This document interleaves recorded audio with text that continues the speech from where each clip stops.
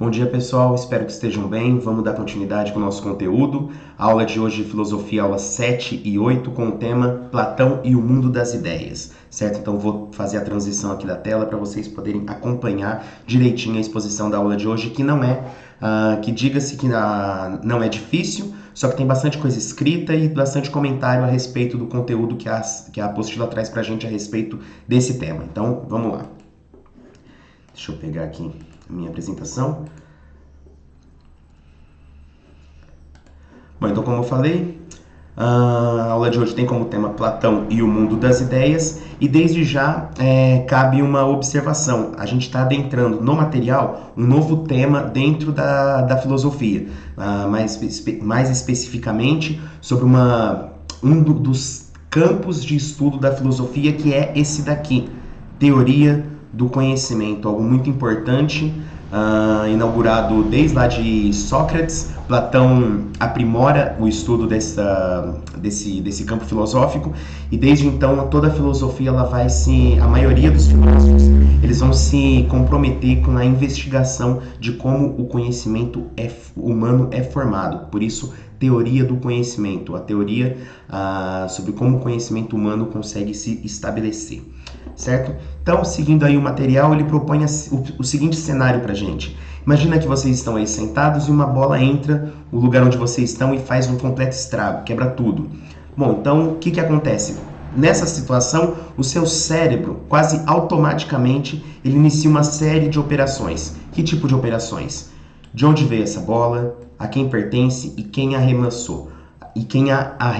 Ou seja, o seu cérebro ele consegue desenvolver estratégias, ele desenvolve essas operações, onde tenta justificar ou explicar o acontecimento, aquilo que acabou de acontecer, certo? Então, seu cérebro ele busca essas questões para tentar entender o cenário em que ele se encontra, certo? Conhecimento de causa, ou as origens disso, no caso, de onde veio essa bola, certo? Essas operações, elas são estratégicas e servem para chegar ao conhecimento da situação.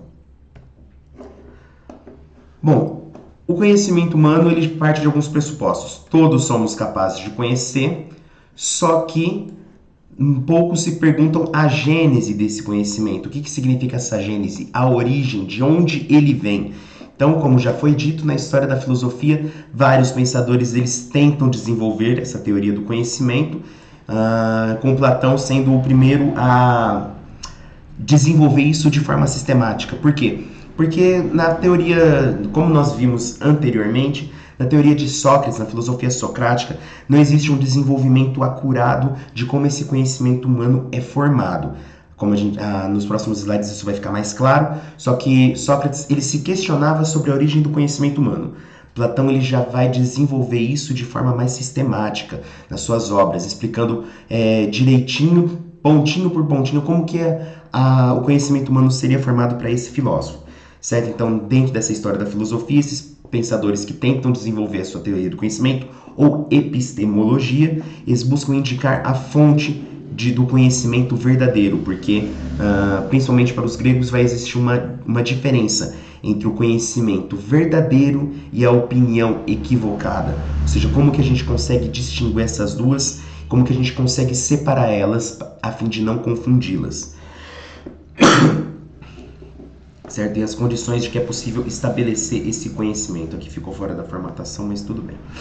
Certo? Continuando aí com o material de vocês, ele traz essa imagem aqui, certo? Eu tomei a liberdade de trazer essa outra, certo? São figuras de pintores diferentes. Essa daqui é do Piet Mondrian, certo? Composição em vermelho, amarelo, azul e negro. E essa daqui é do Claude Monet, Lago das Ninféias, ou Ninféias.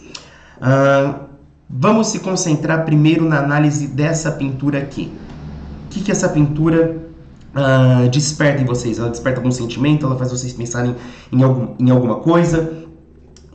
Bom, antes da continuidade, essa pintura ela é visivelmente abstrata.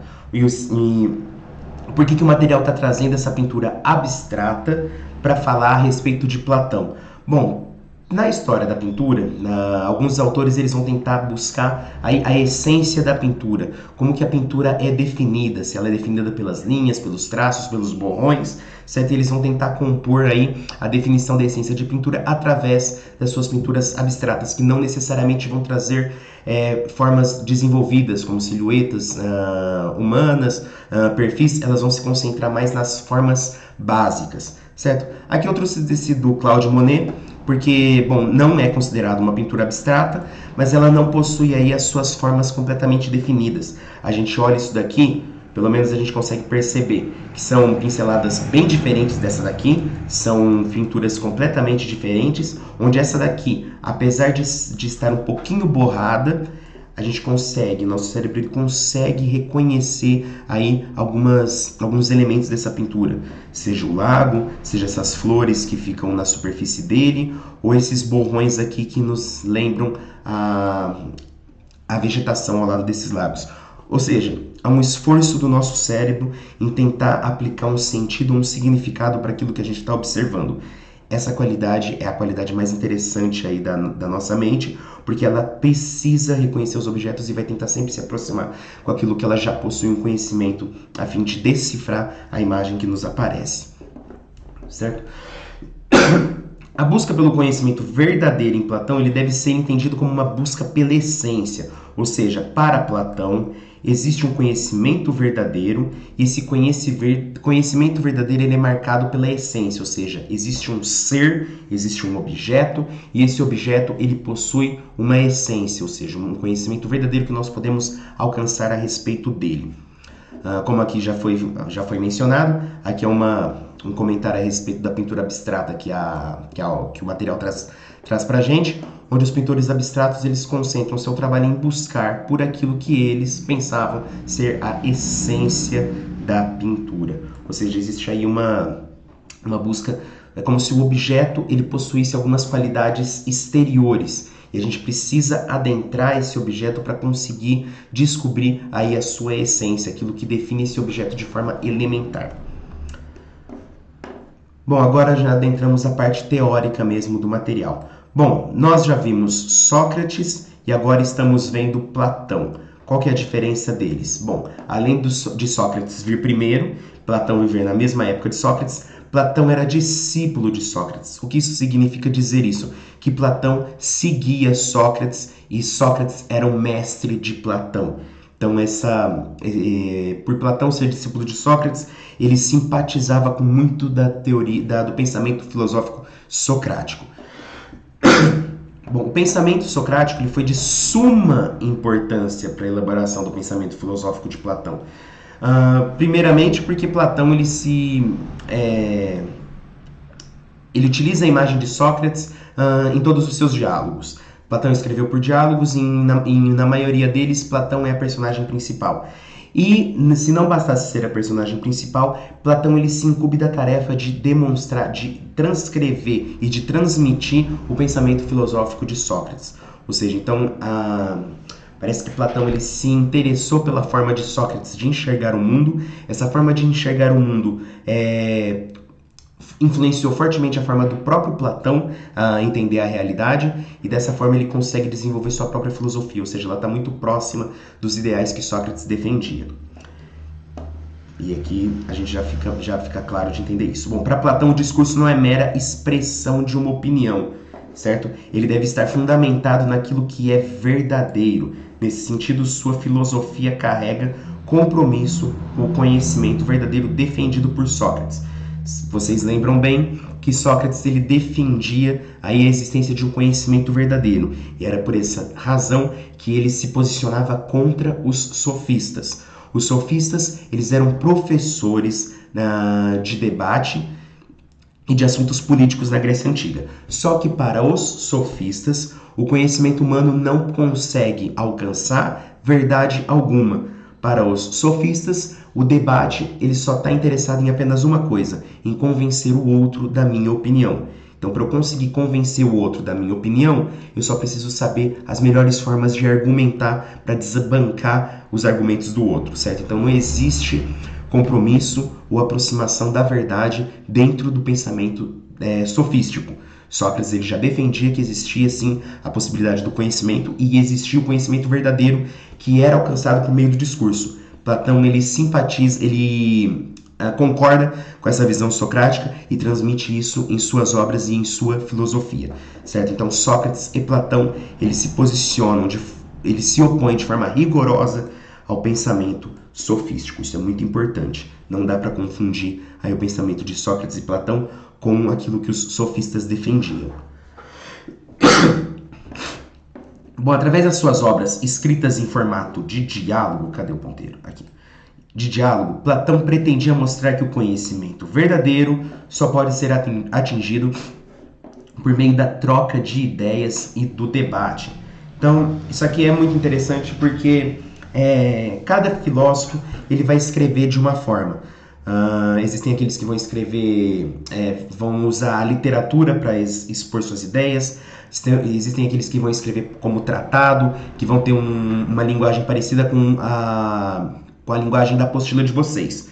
Platão ele se destaca nesse aspecto porque a forma dele escrever é completamente diferente daquelas dos pensadores de sua época e também se diferencia da forma como toda a história da filosofia, com seus mais diversificados autores, vão desenvolver seu pensamento filosófico. Alguns escrevem como peças de teatro, outros escrevem, enfim. Platão ele escreve na forma de diálogo. Isso é importante por quê? Porque para Platão o conhecimento ele só é possível através do diálogo, do debate e da troca de ideias, certo? Então, Platão, o pensamento filosófico de Platão ele está presente até na sua forma de escrever. Porque para Platão, então, ele tinha duas opções. Ou ele iria escrever a filosofia dele expondo a maneira que ele acha correta de pensar para se alcançar a verdade, ou que é a escolha a escolha tomada por ele, que é escrever na forma de debate. Por quê? Porque nesse debate existem opiniões diferentes, existem opiniões semelhantes, essas opiniões elas chocam entre si, elas às vezes são contraditórias, só que elas são fundamentais para a gente conseguir alcançar aí algum conhecimento.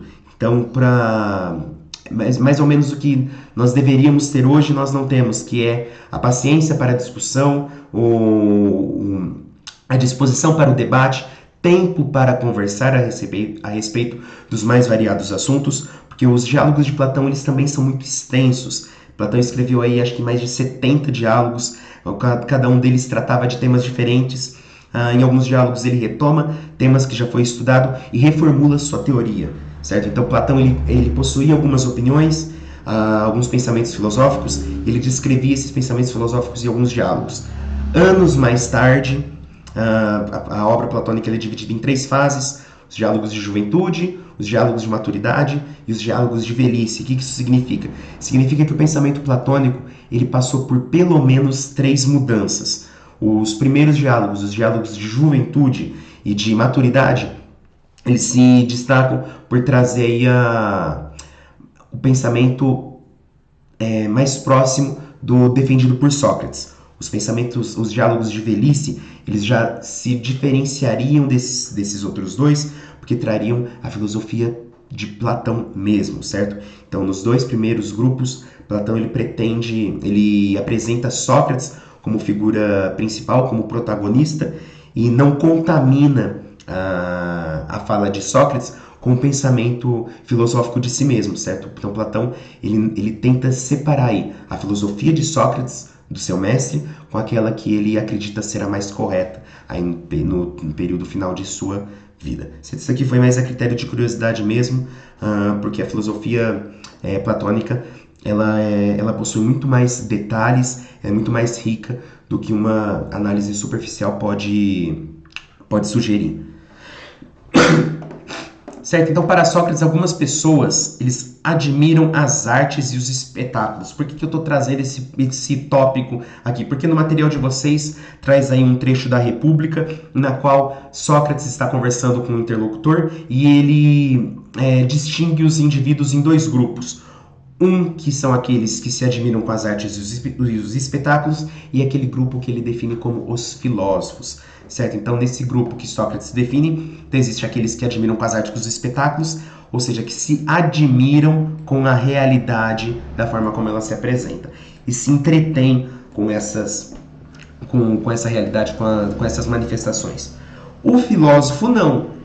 O filósofo, ele busca conhecer as formas e sua essência, ou seja, o filósofo ele não está interessado na realidade aparente ou na realidade imediata das coisas. O filósofo ele olha para essas realidades imediatas, ele se questiona a respeito da realidade aparente e como o objeto se manifesta para nós, só que o filósofo ele tenta superar esses dados sensíveis e tenta encontrar alguma essência desse objeto. Como que eu posso... Aqui, essa maçã ela possui algumas qualidades sensíveis. Ela possui formato, ela possui cores, ela possui cheiro, ela possui sabor. Essas qualidades que eu acabei de descrever, elas dizem respeito à forma sensorial de conhecer um objeto. Ou seja, eu consigo conhecer isso através dos dados dos meus sentidos. Só que o que é essa maçã na sua totalidade? Qual que é a essência dessa maçã? Bom, essa é a essência dessa maçã, eu não consigo descrever através só dessas qualidades sensíveis. Existe uma outra coisa. Eu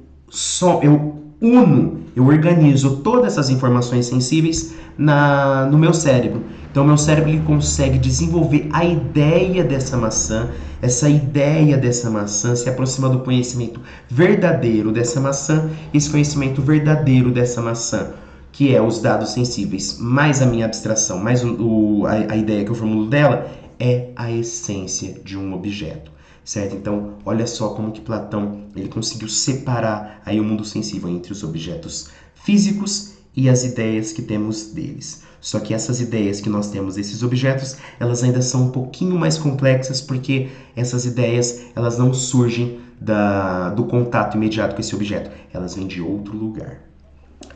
Então, apenas o uso da nossa razão consegue superar a complexidade dos sentidos e unir as qualidades dos objetos a fim de conhecer eles por meio das ideias, que é exatamente o que eu acabei de falar para vocês. Bom, eu mencionei que as ideias para o Platão elas vão vir de outro lugar. Que lugar é esse? Esse lugar aqui, o mundo das ideias, certo? Então existe...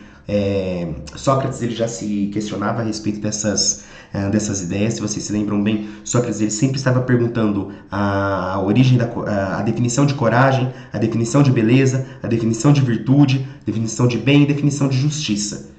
Para o Platão, essas ideias, esses conceitos, esses termos, eles possuem origem num mundo diferente desse. Ou seja, existe um mundo sensível, o mundo do erro, do engano, o mundo das sombras, que é esse mundo onde nós vivemos, e existe um mundo fora desse, que é o mundo inteligível, ou o mundo das ideias, como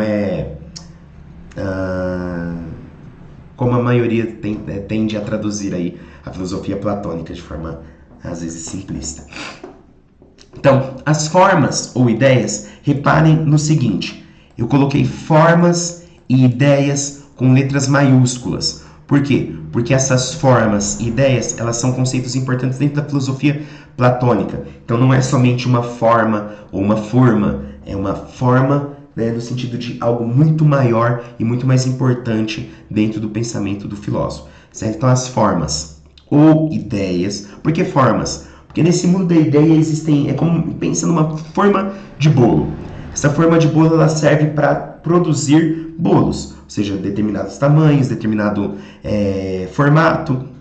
Então, o mundo das ideias também possui formas de bolo, só que essas formas de bolo, elas têm os formatos dos objetos que elas pretendem produzir. Ou seja, no mundo das ideias, existe uma forma de maçã, ou uma forma, ou uma ideia de maçã que serve para que essa maçã aqui que eu vejo, essa maçã sensível, possa existir. Mas vamos ver isso de forma mais detalhada.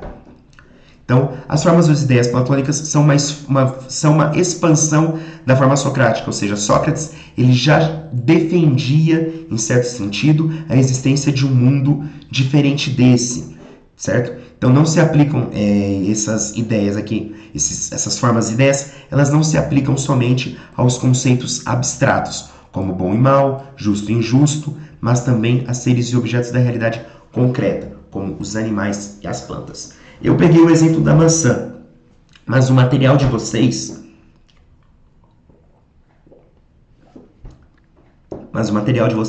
traz outro exemplo, o exemplo de um cachorro.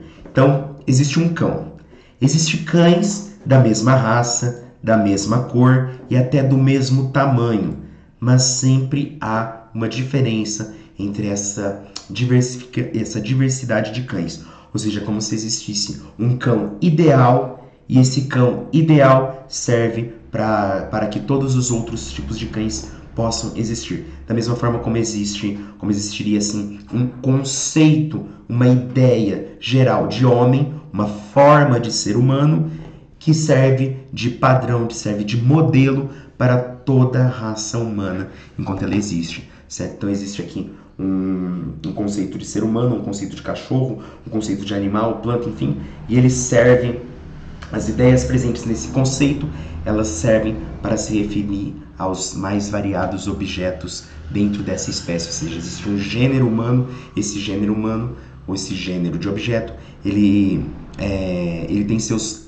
padrões estabelecidos através dessa ideia maior, dessa forma aí que garante outros objetos. Então, não há nenhum objeto sequer que seja absolutamente idêntico ao outro. E esse problema da igualdade deixava Platão intrigado. Por que eu estou falando isso? Vamos finalizar esse slide para falar sobre esse problema aqui da igualdade, certo? Deixa eu grifar ele forte para não esquecer. Bom, imagine então a seguinte situação. 40 pessoas, imagina uma rosa. Você que está aí assistindo agora, imagina uma rosa. Eu também estou imaginando uma rosa nesse exato momento. Será que nossa rosa é igual? Será que nós pensamos no mesmo estilo de rosa? Ou será que ela tinha diferentes cores, diferentes tamanhos, quantidade de pétalas, folhas? Ou seja, apesar da gente pensar no mesmo objeto, uma rosa, nós pensamos eles com qualidades diferentes. Entretanto, mesmo pensando em rosas diferentes, a gente consegue se referir a uma rosa tal como a gente entende. Eu tenho uma ideia de rosa e você também teve uma ideia de rosa e foi possível você pensar aí, imaginar essa rosa que eu sugeri agora para você, certo? Então, a gente consegue pensar nessas qualidades, nessa rosa, a gente consegue abstrair, imaginar essa rosa, por quê? Porque nós temos o conhecimento da rosa ideal, certo? De onde veio essa rosa ideal? Bom, então essa diversidade de cada rosa imaginada será a representação individual da forma de rosa. Então, continuando, seguindo esse exemplo, o pensamento platônico encara os objetos dessa forma. Cada elemento do mundo sensível, cadê o ponteiro? Do mundo sensível tem sua existência garantida em virtude da forma ou ideia existente em outro plano existencial. São as formas, as ideias que estabelecem uma ligação de semelhança entre os objetos. São elas que possibilitam o conhecimento. Essa parte aqui ficou mais difícil. Eu tentei, na medida do possível, trazer como o material era curto, trouxe aí bastante coisa escrita do próprio material. Estou apenas comentando o que traz pra gente. Então existe essa ideia de rosa, e essa ideia de rosa, ela serve de parâmetro para a gente conseguir imaginar todas as diferentes rosas. Eu, você, enfim. Voltando para o problema da igualdade, pense no seguinte: existe um objeto igual? Bom, eu já afirmei que não existe objeto absolutamente idêntico ao outro. E a gente consegue abstrair isso para ficar mais fácil de pensar com o exemplo de gêmeos. Pense em irmãos gêmeos, certo? Esses gêmeos, eles são... existe toda a definição biológica para definir aí como os gêmeos, mas eu estou me concentrando na qualidade aparente deles. Os gêmeos eles são parecidos, eles vieram de uma mesma mãe, eles possuem o mesmo formato e algumas características iguais. Mesmo assim, eles não são iguais não é igual ao outro de forma absoluta. Ou seja, por mais que eu tente olhar as coisas e por mais que elas sejam parecidas, as coisas não são completamente idênticas, elas não são iguais. Só que se não existe algo exatamente igual no mundo, bom, a gente pode até estender esse tipo de pensamento. Quando a gente se olha no espelho, o espelho é a cópia fiel de mim mesmo, só que ele não é eu, certo? Então eu me diferencio do meu reflexo primeiramente pelo espaço em que eu ocupo. eu estou em determinado lugar, o reflexo ele está refletido em outro objeto. Então existe essa qualidade diferente. Então, se eu não consigo encontrar no mundo essa igualdade perfeita, de onde veio essa ideia de igualdade? Por isso que é bem importante destacar esse ponto na filosofia platônica. Platão parece não estar muito preocupado em falar que existe um mundo das ideias onde cada objeto, onde existe a ideia de cada objeto que existe na realidade. Platão está preocupado com coisas mais finas, com coisas mais importantes, por exemplo, a ideia de igualdade, a ideia de beleza, a ideia de coragem ou a ideia de bem, certo? Então, eu possuo ideias complexas. Um exemplo disso é a ideia de igualdade. De onde vem essa ideia se eu não consigo encontrar no mundo nada que seja igual? Bom, mas essa diferença continua. Existem os objetos materiais e existem as formas. Os objetos materiais, eles estão sujeitos à ação do tempo. Eles se transformam e eles se mudam. As formas ou as ideias, elas são eternas e imutáveis. Ou seja, a ideia de bem, a ideia de bondade aqui, ela pode sofrer algumas mudanças. Só que no plano inteligível, essa ideia de bondade, ela é sempre a mesma, certo? Aqui essa maçã, ela vai apodrecer. Só que no mundo das ideias, ela vai sempre continuar, a ideia de maçã continua eterna e imutável. Então, as coisas materiais elas são percebidas pelos seres humanos através dos órgãos dos sentidos. Isso aqui também já foi mencionado. Enquanto as formas só podem ser entendidas pelo pensamento ou pela alma, certo? Em outras palavras, existe um mundo concreto, percebido pelos sentidos, com todas as suas imperfeições. Mas além deste mundo imperfeito, do erro, do engano, das sombras, existe o mundo das ideias, que contém as formas imutáveis e perfeitas. Falamos muito no mundo das ideias, mas a gente não falou onde elas existem. Bom, a tarefa do filósofo consiste em trazer o conhecimento desse mundo, do mundo das ideias, para o mundo em que vivemos, o mundo sensível. Então, o filósofo, para o Platão, inclusive para o Sócrates, ele seria o grande responsável por trazer a luz aí para a nossa sociedade corrompida pela burrice. Deixa eu reformular. Existe o mundo do sensível, esse mundo sensível ele está imerso em erro, ele acaba se equivocando na busca pelo conhecimento. O filósofo ele tem maior facilidade para perceber o conhecimento verdadeiro, porque ele carrega o conhecimento que ele teve contato no mundo das ideias, certo? Então, por ele possuir essa facilidade com o conhecimento, ele poderia aí orientar melhor a sociedade, levando a ela aí para um regime, para uma sociedade mais justa, certo? Platão defendia a superioridade do mundo das ideias. Então existe sim, para Platão, o mundo das ideias ele é mais perfeito e é mais importante do que o mundo sensível. Inclusive, o mundo sensível ele só consegue existir em virtude do mundo das ideias que possui existência separada, certo? Então existe o mundo das ideias. O mundo das ideias é maior que o mundo material. Isso se deve não só ao fato da realidade concreta estar sempre mudando, e nunca podemos ter conhecimento seguro sobre algo que hoje é de um jeito e amanhã é de outro, mas também do fato dos nossos sentidos nos enganarem. Então existem essas duas características aí dentro do pensamento platônico. A realidade concreta, isso aqui, gente, Platão, existe uma outra coisa. Platão ele não está só desenvolvendo sua própria filosofia. Platão ele está criticando todos os pensadores que vieram antes dele. Um desses pensadores que é fortemente criticado por Platão é Heráclito. Por quê? Porque Heráclito, se vocês lembram bem lá, os pré-socráticos, o Heráclito ele dizia que o mundo é constante mudança. O mundo não para de mudar, existe um fluxo contínuo de mudanças, tanto que para o Heráclito a origem das coisas era o fogo, para exemplificar essa mudança que todas as coisas estão sujeitas. Ou seja, os objetos estão se transformando constantemente.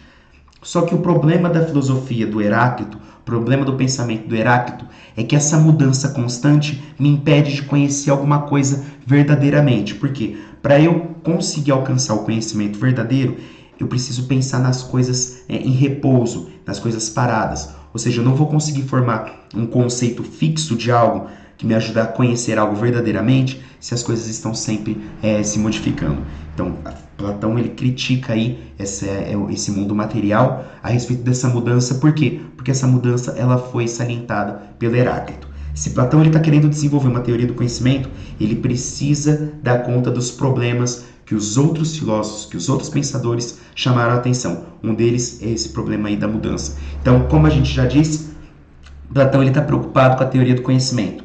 Se Platão quer desenvolver uma teoria do conhecimento séria, ele precisa dar conta de responder os problemas iniciados pelos outros filósofos, pelos outros pensadores. E já foi dito, a mudança é um sério problema para a formação do conhecimento. Bom, além da formação dos conhecimentos, os nossos sentidos nos enganam. Quer ver? Deixa... não sei se vai dar para ver. Por que os nossos sentidos nos enganam? Quando nós olhamos para algo, a luminosidade pode atrapalhar o nosso conhecimento. Às vezes a gente não escuta algo de maneira tão nítida, a gente não enxerga, não escuta as coisas de forma perfeita. O nosso sentido eles pode nos enganar. Se os nossos sentidos nos enganam, se as coisas, por exemplo, nos sentidos nos enganam, eu encontro um pote de sorvete na geladeira. Eu olho esse pote de sorvete, minha mente já consegue processar que aquilo lá é um pote de sorvete, em virtude do pote que eu estou enxergando. Contudo, o meu sentido está me enganando. Por quê? Porque quando eu abro esse pote de sorvete, eu descubro que é feijão. Certo? É um exemplo porco para mostrar aí como que o nosso sentido pode nos enganar. Existe outros tipos, por exemplo, você vê alguém na rua, você pode confundir essa pessoa com alguém que você conhece, quando na verdade não é essa pessoa que você conhecia, certo? Então, os nossos sentidos eles não são capazes de conhecer efetivamente e absolutamente as coisas. Tanto os nossos sentidos quanto a realidade sensível, ela está sujeita ao engano. A gente só consegue superar isso tudo através da nossa alma e através da nossa mente. Então o ser humano ele carrega essa dualidade. Ele é ao mesmo tempo corpo, que se transforma e morre, mas também aquilo que não é corpo, que é a alma. Então a alma, por ela ser imortal, ela é a sede do pensamento. Então existe o corpo, existe a alma. A alma ela é diferente do corpo porque ela não morre, ela é eterna, então ela possui qualidades próximas da ideia. Então a alma, por possuir essas qualidades próximas da ideia, ela quer sempre se aproximar cada vez mais dessas ideias, e ela só consegue se aproximar dessas ideias quando ela morre, porque a alma vai despregar do corpo e vai voltar aí para o mundo inteligível, para o mundo das ideias. Então aqui, voltando nisso que eu acabei de mencionar, então a alma ela é eterna, pertence ao mundo das ideias, então ela sempre existiu e sempre existirá. Isso é a definição de eterno, aquilo que sempre existiu e sempre irá existir. Então, depois, naquele intervalo de tempo em que ocupou o corpo do indivíduo, certo? Por possuir uma alma, cada pessoa já nasce com uma vaga noção das formas. Ela traz esse conhecimento do mundo das ideias com ela, e o seu papel é guiar o homem para a verdade, enquanto estiver lidando com os objetos sensíveis. Continuando. Segundo Platão, guardamos dentro de nós a reminiscência. Isso é um conceito importantíssimo em Platão, certo? Reminiscência. Isto é, a lembrança das formas perfeitas com as quais a nossa alma está em contato antes de se juntar a um corpo. Então, traduzindo, esse mundo das ideias, a alma vivia nesse mundo. Então, a alma vive nesse mundo das ideias e ela sai desse mundo das ideias, ela entra no corpo. O corpo em que nós ocupamos neste exato momento. Então, a gente passa a nossa vida tentando conhecer as coisas, e na medida em que nós conhecemos essas coisas, nós não estamos as conhecendo de fato. Na verdade, a nossa alma, que morava nesse mundo das ideias, quando tem contato com as coisas, eu me lembro dessas ideias que eu tive contato antes. Então, o conhecimento para o Platão é se lembrar dessas ideias que eu tive contato no outro mundo no mundo inteligível. Então eu vivo minha vida, tento conhecer essas coisas, Quando eu morro, a minha alma sai do meu corpo e volta para esse mundo das ideias. Mas, professor, então se eu tenho contato com essas ideias, se eu já nasço com essas ideias, então por que eu não me lembro delas? Bom, porque para Platão ele adora falar através de imagens e através de mitos, porque quando a alma está vindo para o mundo sensível, ela passa por um rio Látis, o rio Létis, ou o rio do esquecimento, ou seja, eu tive contato com todas essas ideias, só que quando eu passo nesse rio, eu as esqueço. Então a minha vivência nesse mundo é tentar me lembrar das ideias que eu tive em contato para lá. E é por isso que o filósofo ele é importante, porque ele tem mais facilidade de se lembrar desses conceitos do mundo inteligível, certo? Então, as delas elas são inatas. Isso aqui é um conceito bem problemático, porque o inatismo ele já vai ser mais definido pelo Descartes. Mas enfim, as ideias elas são inatas, ou seja, nós nascemos com elas. Não dá para falar que é inato. Porque a reminiscência é se lembrar, ou seja, eu não esquece. Bom, as ideias elas são inatas, nós nascemos com elas. Os que amam o conhecimento, os filósofos, eles simplesmente aproximam-se dela, eles aprimoram o conhecimento que já possuem. Então, os filósofos, eles possuem essas ideias e eles conseguem se lembrar delas mais fáceis através da reminiscência, certo? Apesar do material trazer aí inato e reminiscência de forma parecida, não dá para confundir esses dois conceitos que possuem significados completamente diferentes na filosofia. Na tarefa complementar de vocês, existe um texto aí do Banquete. Um minutinho. É o Banquete.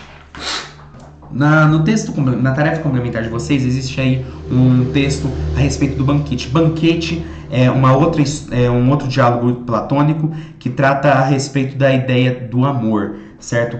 Nesse diálogo, Platão ele apresenta vários personagens, onde cada um tenta apresentar sua definição de o que é o amor. Para o Platão, sua definição de amor, a maioria das suas definições, elas vão ser acompanhadas por uma defesa do conhecimento verdadeiro, certo? Então, quando Platão ele narra aí esse Eros, ele trata esse amor, existe um degrau a ser alcançado, existe o amor dos corpos particulares e dos corpos particulares da beleza que eu vejo nos mais variados corpos. Eu vou evoluindo. Eu descubro que essa beleza está presente em vários corpos. Eu descubro que essa beleza ela não se refere apenas à beleza física. Eu posso descobrir a beleza pertencente aos objetos.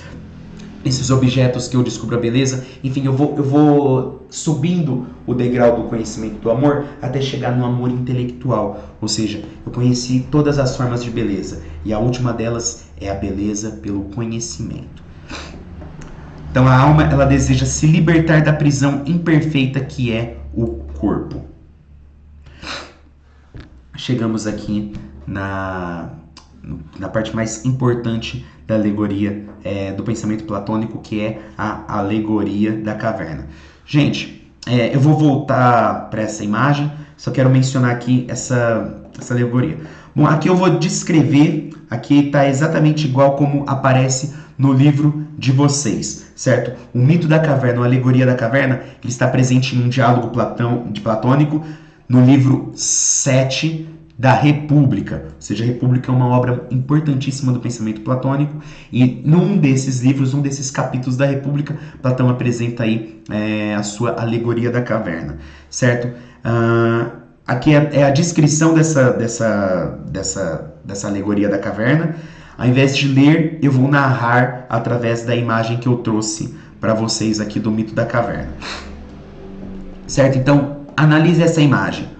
Olha só aqui. Aqui está o lado de fora, com essa pessoinha aqui com a cabeça cortada, e aqui está a parte de dentro. Perceba a claridade dessa parte e a escuridão dessa outra. Então tá aqui que é o mito da caverna. O mito da caverna é a seguinte situação. Existem prisioneiros, deixa eu trocar aqui o ponteiro para ficar mais fácil.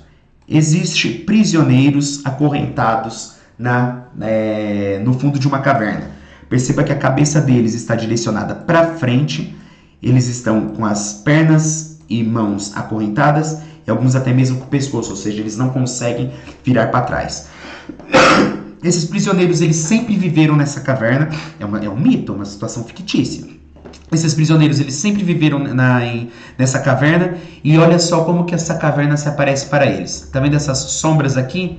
Olha só o formato que cada uma possui. Formato de jarro, formato de cavalo, círculo, pássaro. Essas sombras, para os habitantes dessa caverna, para esses prisioneiros, não são sombras, são objetos reais, certo? Só que esses objetos, eles são produzidos por esses daqui. Olha só, existem pessoas comprometidas em transmitir aí o conhecimento mentiroso, ou seja, pessoas que manipulam objetos e produzem aí conhecimentos equivocados. Então, existe aqui então o conhecimento falso, essas sombras, o conhecimento do simulacro. Então, existem pessoas, existem esses objetos eles são iluminados por essa fogueira, que não é uma fonte de luz natural igual o sol, certo? Então a luz dessa fogueira projeta a sombra desses objetos no fundo da caverna, e essa sombra ela é assumida por esses prisioneiros como objetos verdadeiros, certo? Então, imagina agora essa situação. Um desses prisioneiros consegue se libertar. O que acontece? A primeira coisa que ele vai fazer vai ser virar para trás. Ele vai virar para trás e vai descobrir que isso daqui não é um objeto verdadeiro, que isso daqui é a sombra desse objeto aqui, iluminada pela luz da fogueira. Então esse prisioneiro, ele vai começar a querer sair dessa caverna em que ele está. Ele vai estranhar a luz dessa fogueira e vai começar a passar, vai dar início ao seu trajeto para sair dessa caverna que ele estava aprisionado.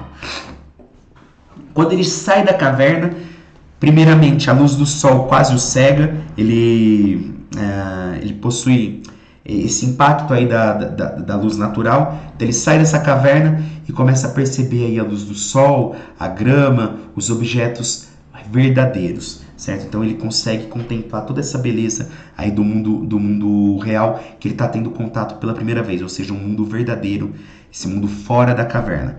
Só que esse prisioneiro aqui, ele se lembra dos seus amigos que estão presos nessa caverna. Então o que ele faz? Ele decide voltar para o fundo da caverna para levar o conhecimento que ele conseguiu desenvolver aqui fora, para falar para os seus companheiros que isso daqui não é um conhecimento verdadeiro, que isso daqui são sombras, que isso daqui são projeções de objetos manipulados por outros indivíduos, ou seja, é um conhecimento mentiroso, não são objetos verdadeiros. Só que quando esse prisioneiro ele volta, ele não é bem recebido pelos seus companheiros com as ideias que ele pretende defender.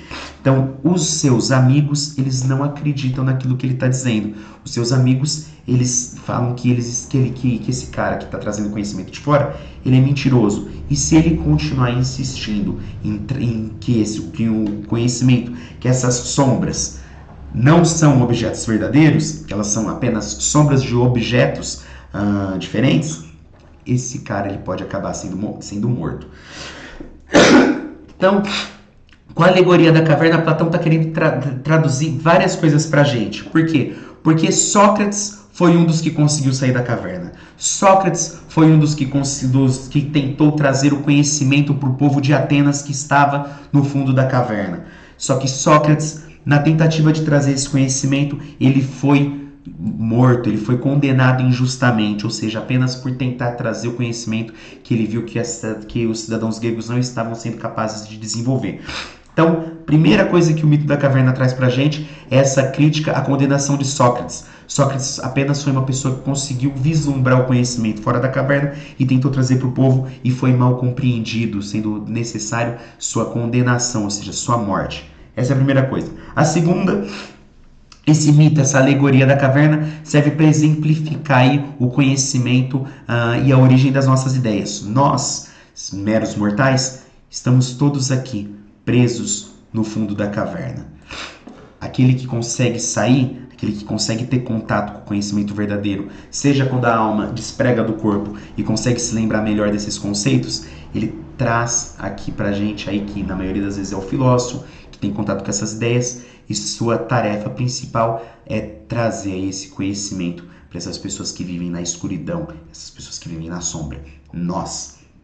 Certo? Então existe aqui. Então o mundo fora da caverna é um mundo sensível, é um mundo inteligível, é o mundo das ideias, e quando a gente volta para cá, o objetivo do filósofo é se lembrar do conhecimento desse mundo inteligível e tentar purificar aí o conhecimento que nós temos dessas sombras. Ou seja, sempre lembrar que o nosso conhecimento aqui ele está imerso em erro e engano e que a gente precisa se concentrar bem para conseguir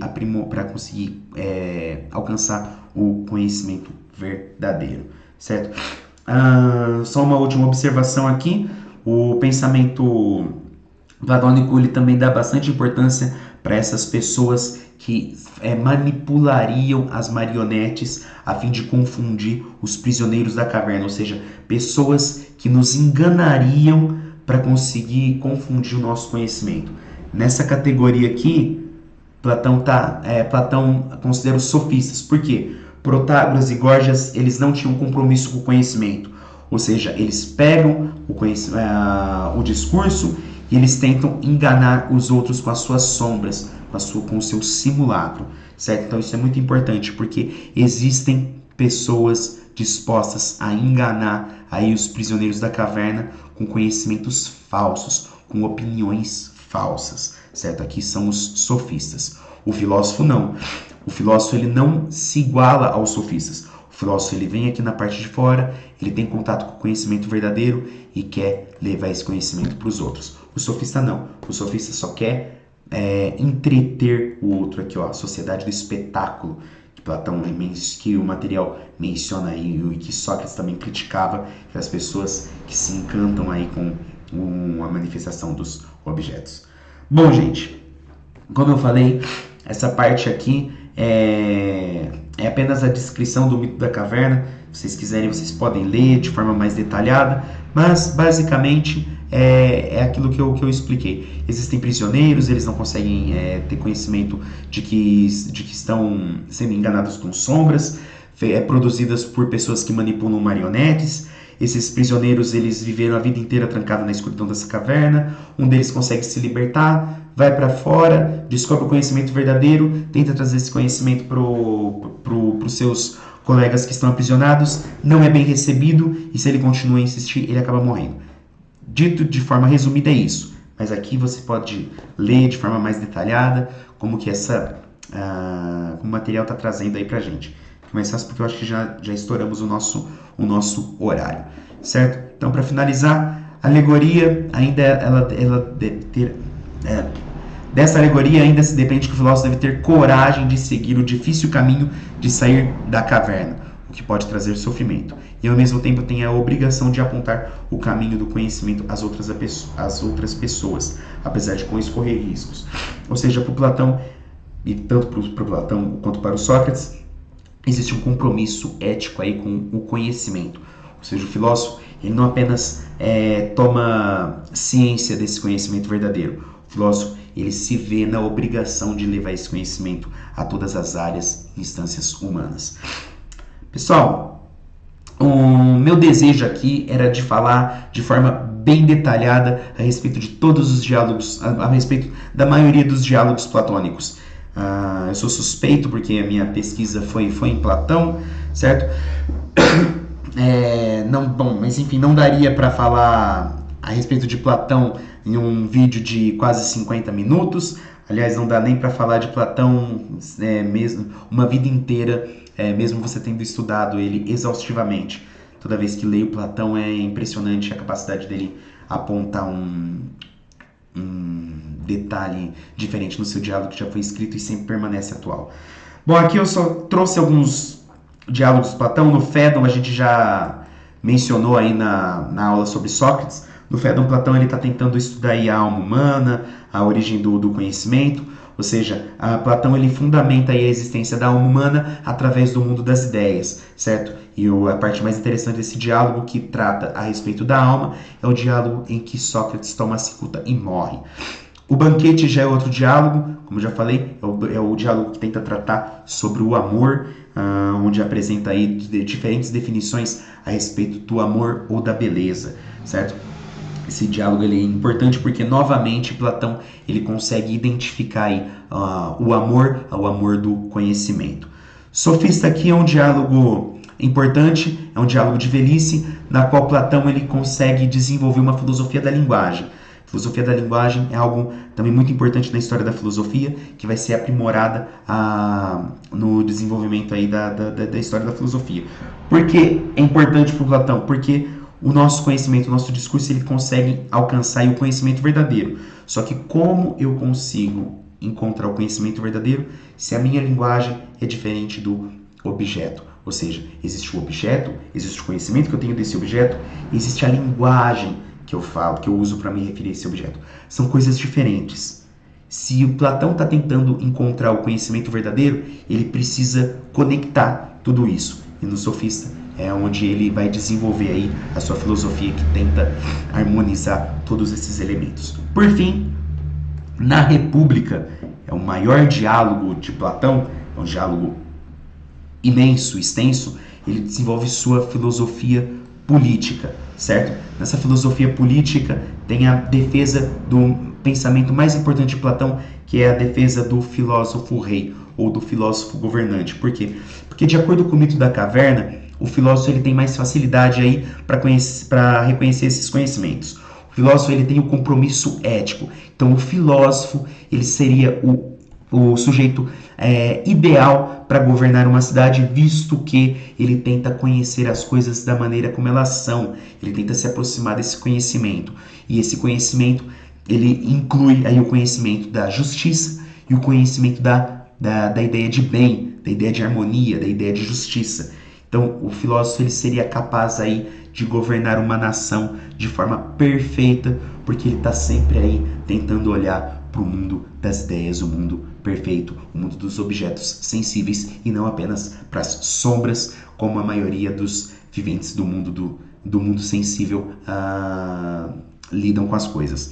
Certo? Então, a República ela se destaca por trazer esse pensamento do Platão, o pensamento do filósofo rei, do filósofo governante, em virtude do compromisso que tem com o conhecimento e da maneira como o filósofo olha para a realidade, sempre tentando aí encontrar a verdade, a essência e a justiça. Certo, pessoal? 52 minutos, estouramos aí nossa aula de hoje. Como eu disse, o material, inclusive, ele traz boa parte do referencial teórico de Platão de forma bem curta. Eu tentei desenvolver isso um pouquinho melhor para vocês, certo?